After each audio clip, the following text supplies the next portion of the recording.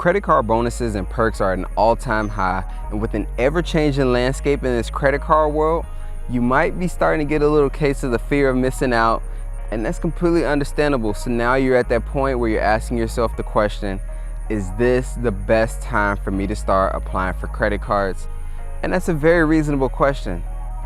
Let's find out.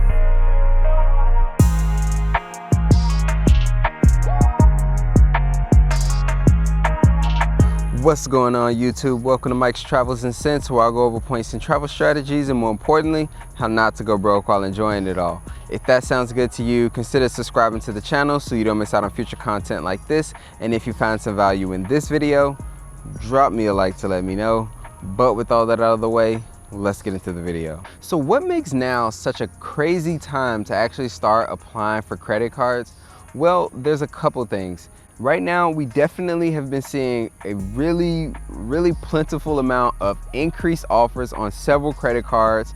Delta's got some increased offers, Marriott's got some increased offers, the Gold card has some increased offers, and the list goes on. So these increased offers are definitely very appealing and a very good reason to feel like you should start probably applying for these cards right now.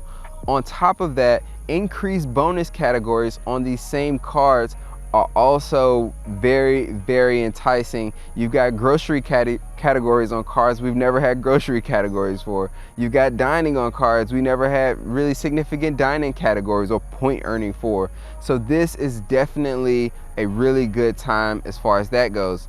And with those increased bonus categories, that means that when you're hitting that minimum spend and you're dedicating all your spend to one card, instead of maybe just coming out with 4,000 points on top of the bonus for $4,000 in spend, you could be coming out of a minimum spend with 6,000-7,000 points just because the bonus categories expand across so many more categories than they used to.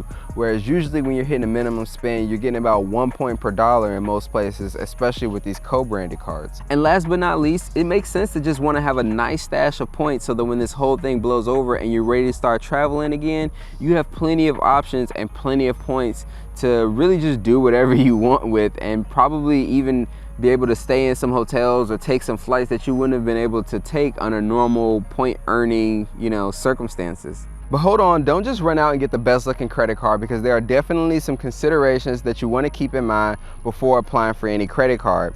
And one of them is definitely that you're probably going to be holding on to this credit card for at least a year, unless you just don't care about taking on the ire of these credit card issuers, especially one like American Express, who are very clawback happy. So that's one consideration. Another thing is that when you get these cards, you're probably going to be dealing with some useless benefits in this extended period of time that you have to hold on to these cards past the point of those temporary benefits, which I'll get into a little bit later. But what I mean is you're going to be getting this card for some temporary benefits, but you're going to also have to deal with those things that are pretty useless right now, like airline credits, lounge access, travel insurance. And yeah, you're technically paying for all that stuff when you pay for the annual fee, but you really won't be able to get any value out of those things specifically. But as I mentioned earlier, we've currently got some really nice benefits on these cards, and they're all pretty temporary, with the exception of that 5x earning on the Chase Freedom cards, which extends to about a year. A lot of these benefits are 3-4 months at a time, and that's a real thing you have to consider, especially if you're probably going to be holding on to this card for a year, if not longer.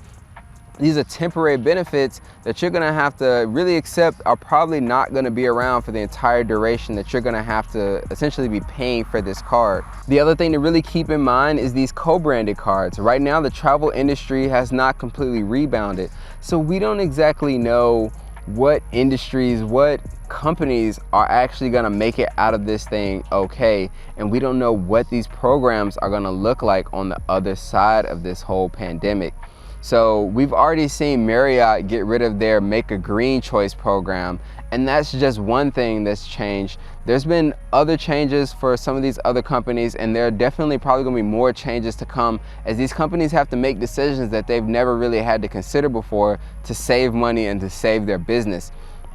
So a lot of these co-branded cards, we don't know what these programs are going to look like. We don't know what these companies are going to look like, and you could be potentially locked into whatever that looks like for a year. But what do I think? I think if you're somebody who already has a plan on exactly what you're going to be using these points for, you know exactly how you're going to get the best value out of these essentially temporary benefits, I think you should definitely pull the trigger and start getting some of these credit cards, because you already know exactly how you're going to use these benefits and you know you're going to be able to get some value.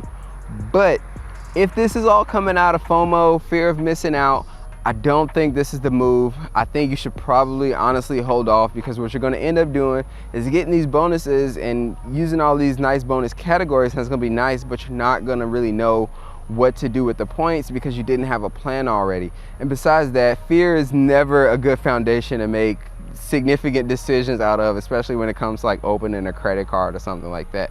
So essentially, if you've got a plan already, go for it. But if you don't really have a use case in mind, I don't even think you should really be considering opening these cards, because there's a lot of things that could change between now and when you're actually ready to start using those points. But that's where I'm gonna wrap up this video. So really quick, I wanna do a shout out to my new subscribers that I could actually see, and that would be Jerry M and Thomas Patton. Thanks for subscribing. I hope you're enjoying the content. Hope you're having a very good day.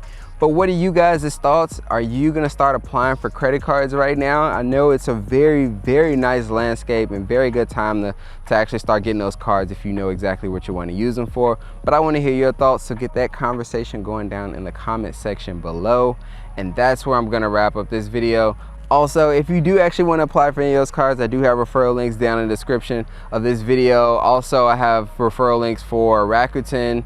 If you sign up and actually spend $25 at one of their partners or whatever, you'll get $25 in cash back. So, quick math right there. That's about $0 coming out of your pocket. But what do I know? So as always, if you found some value in this video, drop me a like to let me know. And if you want to be sure to catch more content just like this in the future, go ahead and subscribe to the channel, hit that notification bell so you're notified when I do upload.